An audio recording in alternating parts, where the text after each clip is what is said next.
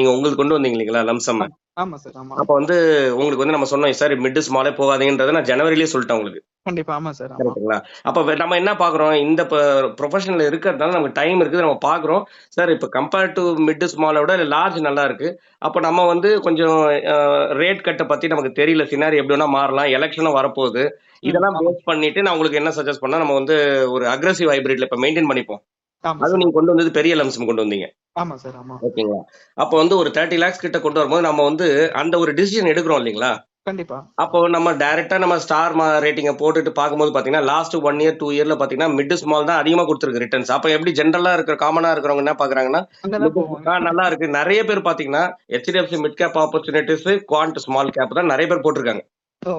சரி அப்போ சார். இந்த மாதிரி டைம்ல நம்ம வந்து முன்னாடியே நம்ம கொஞ்சம் வார்ன் பண்ணிட்டு நம்மள ஹோல்டு பண்ணி வைக்கிறோம் இல்லைங்களா? இப்ப நம்ம கண்டிப்பா. வந்து உங்களுக்கு மிட் ஸ்மால் போமாட்டோம்னு கிடையாதுங்க. ஆமா. நமக்கு அந்த வேல்யூவேஷன் வரும். டைம் இருக்குங்க. கண்டிப்பா. ஒரு 6 கண் மந்த்ஸ் கிட்ட 9 மந்த்ஸ் இப்ப தானே விழ ஆரம்பிச்சிருக்கு இல்லைங்களா? ஆமா சார். இப்ப ஆமா. விழ ஆரம்பிச்சோன கூட ஒரு சில பேர் தப்பா எப்படி புரிஞ்சுக்கிறாங்கன்னா, இப்ப விழ விழ வாங்குனோம்னா நல்லது தானே யூனிட்ஸ்ன்னு நெனச்சுக்கிறாங்க.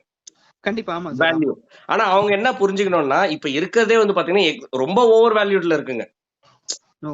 இப்ப நம்ம அத எப்படி புரிஞ்சுக்கணும்னா, இப்ப ₹100 வேல்யூ வந்து ₹300ல இருக்குதுன்னா, 300ல இருந்து 250 விழுதுன்னு வச்சுங்களேன். ஆ. அப்ப வந்து அது ஒண்ணும் நமக்கு சீப்பா இல்லீங்களே. ஆல்ரெடி ஆமா. அது அது வந்து ஒரு பெரிய 150 ஃபால் ஓவர் கிடையாது. வேல்யூ தானே. ஆமா சார். ஆமா. அப்போ ஒரு எப்ப ஆக்சுவலா நம்ம ரீசனபிள் வேல்யூனா, அது வந்து ஒரு 125 இல்ல ₹100க்கு வந்ததுன்னா, அது ஒரு ஃபேர் வேல்யூ. கண்டிப்பா. 100 ஓகே. கீழ போச்சுன்னா இன்னும் நல்லது. அப்ப விழுந்திருக்குன்னு அர்த்தம். அப்பதான் நம்ம கண் கன்சிடர் பண்ணணும். ஆமா. இல்ல அட்லீஸ்ட் ஒரு ஃபேர் வேல்யூ இல்ல ஒரு ரீசனபிள் வேல்யூக்காவது வந்தா பரவாயில்லைங்க. ஓவர் வேல்யூக்கு மேல இருக்கிற டைம்ல வந்து பண்ணக்கூடாது இல்லைங்களா? இது கண்டிப்பா. வந்து உங்களுக்கு வந்து வி ஷேப் ரிகவரி எல்லாம் இதெல்லாம் அப்ளிகபிள் ஆகாது இல்லைங்களா? ஆமா. ஆமா அப்ப சார். வந்து நம்ம கண்டிப்பா. விழறதுக்கு வெயிட் பண்ணணும். அப்ப நம்ம வந்து இந்த மாதிரி டைம்ல வந்து ஒரு அக்ரெசிவ் ஹைபிரிட்ல வெயிட் பண்றது இதுவே உங்களுக்கு பெட்டர் ரிட்டர்ன்ஸ் குடுக்கும்ன்றேன் நான். கண்டிப்பா. அப்ப ஆமா. நம்ம என்ன நோட் பண்ணிக்கணும்னா, வெறும் அந்த ஸ்டார் ரேட்டிங் ஃபண்ட்ஸ் மட்டும் சூட்டபிள் கிடையாதுங்க. அசெட் அலோகேஷன் தான் இம்பார்ட்டன்ட். அசெட் அலோகேஷன்னா நம்ம என்ன சொல்றோம்னா, ஜெனரலா பார்த்தீங்கன்னா உங்களுக்கு தெரியும். எல்லாத்தையும் வந்து ஒரே பாஸ்கெட்ல போடாதன்னு சொல்லுவோம். அப்போ ஈக்விட்டில கொஞ்சம், கோல்டுல கொஞ்சம், ரியல் எஸ்டேட்ல கொஞ்சம் நம்ம சொல்றோம் இல்லைங்களா? அதுவும் ஒரு அசெட் அலோகேஷன் தான். ஆமா சார். ஈக்விட்டில மட்டுமே அசெட் அலோகேஷன் பார்த்தீங்கன்னா, லார்ஜ் கேப்ல கொஞ்சம், மிட் கேப்ல கொஞ்சம், ஸ்மால் கேப்ல கொஞ்சம் நம்ம போர்ட்ஃபோலியோ இருக்கணும். ஓகே. எப்ப வந்து மிட், ஸ்மாலோட வேல்யூவேஷன் அதிகமா இருக்கோ, அப்ப அவாய்ட் பண்ணிக்கிறது நல்லது. நல்லது. ஆமா சார். ஆனா இன்னைக்கு தேதியில வந்து ஒரு ரூ. 2000 எஸ்ஐபி இல்ல ரூ. 5000 எஸ்ஐபி இல்ல ரூ. 10,000 எஸ்ஐபி கூட போதுன்னு வச்சுக்கங்களேன். அவங்க வந்து ஓகே. ஒரு 1 இயர் முன்னாடி ஸ்டார்ட் பண்ணிருப்பாங்கன்னா, இப்ப எஸ்ஐபி இதுக்காக ஸ்டாப் பண்ணணும்னா அவசியம் கிடையாது. அவசியம் ஏன்னா கிடையாது. நம்மளோட டென்யூர் வந்து இன்னொரு 7 இயர்ஸ், 10 இயர்ஸ்க்கு இருக்குன்னா, அப்ப நம்ம கன்டின்யூ பண்ணிட்டே போலாம். ஆமா சார். ஆமா. ஏன்னா எஸ்ஐபி அப்படிதானே ஒர்க் ஆகும் இல்லைங்களா? நம்ம வந்து கண்டிப்பா. மார்க்கெட் டைம் பண்ணாம over the period of time இருக்கணும். அப்ப இதுக்கு மேல அவங்க விழ விழ வாங்கும்போது அது ஓகேங்க. அது ஓரளவுக்கு ஆவரேஜ்டா அவங்களுக்கு ஒரு நல்ல ஒரு என்ஏவில வாங்கிடுவாங்க. கண்டிப்பா சார். நான் சொல்ல வருது இப்போ ஒரு லம்சம் ஜனவரில நீங்க கொண்டு வந்த மாரி கொண்டு வராங்கன்னு வச்சுக்கங்களேன். அப்போ ஒரு டிசிஷன் எடுக்கிறதுனா கொஞ்சம் யோசிச்சு எடுக்கணும் இல்லைங்களா? ஆமா. கண்டிப்பா சார். அதே அது மாதிரி ஃபியூச்சர்ல போம்போது நம்ம மாத்திக்கணும் அசெட் அலோகேஷன். அதாவது என்னன்னா, எந்த அசெட் ஃபேர் வேல்யூல இருக்கோ அப்ப அதுல போணும். இப்ப வந்து நான் ஒருத்தருக்கு சஜெஸ்ட் பண்ணும்போது சொன்னாரு, "சார் நான் இண்டெக்ஸ் ஃபண்ட்ல இருக்கிறேன். அப்ப என்ன கூத்து மாத்திட்டு இப்ப நீங்க ஏன் சார் எனக்கு வந்து லார்ஜ் கேப் ஃபண்டே போறீங்கன்ற மாரி கேட்டாருங்க இப்ப ரீசென்ட்டா ஒருத்தருக்கு. நம்மளோட ஓகே சார். Investment okay. பண்றவருக்கே சொன்னேன் நானு. ஆ. நான் அவருக்கு என்ன சஜெஸ்ட் பண்ணேன்னா, அவரது வந்து பாத்தீங்கன்னா, அவரும் பெரிய லம்சம் கொண்டு வராரு. அப்ப லம்சம் கொண்டு வரும்போது அவரது அக்ரெசிவ் ஹைபிரிட்ல கொண்டு போயிட்டுங்க, ஓகே. ஒரு போர்ஷன வந்து நான் வந்து லார்ஜ் கேப்ல வைக்கிறேன். ஏன்னா இப்ப லார்ஜ் கேப் கம்பேரிட்டிவ்லி வேல்யூவேஷன் ஓரளவு ஓகேங்க.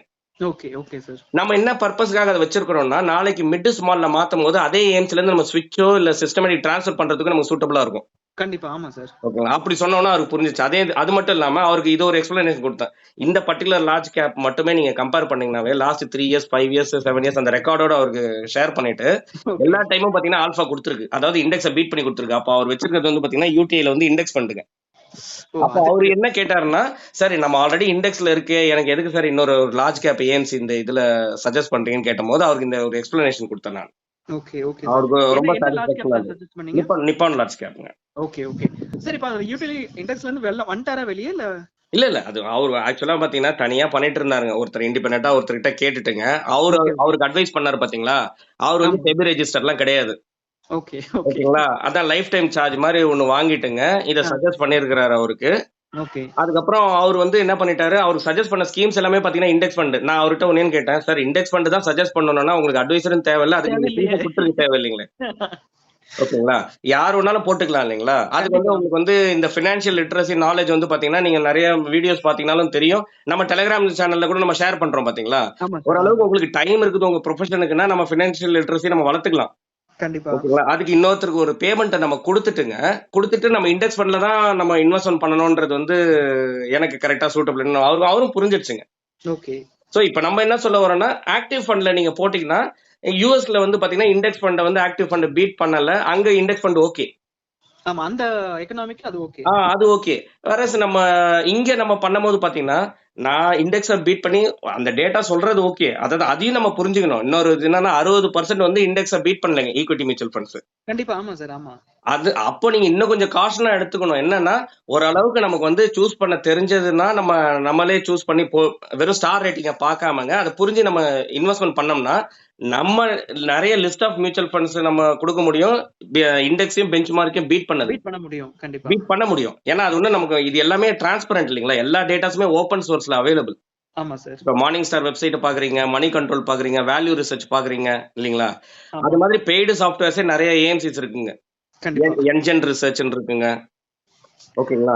அந்த மாதிரி ஒரு சில இதெல்லாம் வந்து பெய்டு ரிசோர்சஸ் அந்த ரிசர்ச் சாஃப்ட்வேர்ஸ்லாம் இருக்குங்க. அப்ப நம்ம அத பார்க்கும்போது அந்த டேட்டாஸ்லாம் நம்மளால அனலைசிஸ் பண்ண முடியும். பேசிக்கா நம்ம பண்ண போறது என்னங்க? ரோலிங் ரிட்டர்ன்ஸ பார்க்க போறோம். ஓகேங்களா? ஆமா சார். ஒரு சில ரேஷியோஸ் நம்ம நெறைய வீடியோஸ்ல அத பத்தி பேசியிருப்போம். Alpha, beta, dark ratio, Sortino ratio, ஓகேங்களா? Up market capture ratio, down market capture ratio இதெல்லாம் நம்ம பார்த்துட்டோம்னா டெசிஷன் எடுக்கலாம். ஓகேங்க, இதெல்லாம் எனக்கு டைம் இல்லன்னா நம்மள ஒருத்தர் கைடன்ஸ் எடுத்துக்கலாம். Okay sir. ஓகேங்களா? இல்லைங்க நான் எனக்கு அதெல்லாம் எதுவும் இல்ல, நான் இண்டெக்ஸ் ஃபண்ட் தான் போறேன்னும் போது என்ன ஆகுதுன்னா, உங்களுக்கு அத புரிஞ்சு நீங்க இண்டெக்ஸ் ஃபண்ட்ல பண்ணீங்கன்னா கூட தப்பு கிடையாதுங்க. கண்டிப்பா ஆமா சார். புரியாம நீங்க இண்டெக்ஸ் ஃபண்ட்ல இருந்தீங்கன்னா என்ன ஆகுதுன்னா, நான் எப்படி சொல்றேன்னா, நம்ம பின்னாடி எஸ்டபிள்யூபி பண்ணோம்னா கூட ஈக்விட்டி மார்க்கெட் விழும்போது அதுல இருந்தே நீங்க எஸ்டபிள்யூபி பண்ணிட்டு இருந்தீங்கன்னா, நிறைய யூனிட்ஸ் ஆயிட்டு கேபிட்டல் எரோஷனுக்கான வாய்ப்பும் இருக்குது இல்லைங்களா? கண்டிப்பா ஆமா சார். அதான் உண்மையாலுமே விஷயம். ஆமா. அது அந்த டிசிஷன் எடுத்துக்கணும்.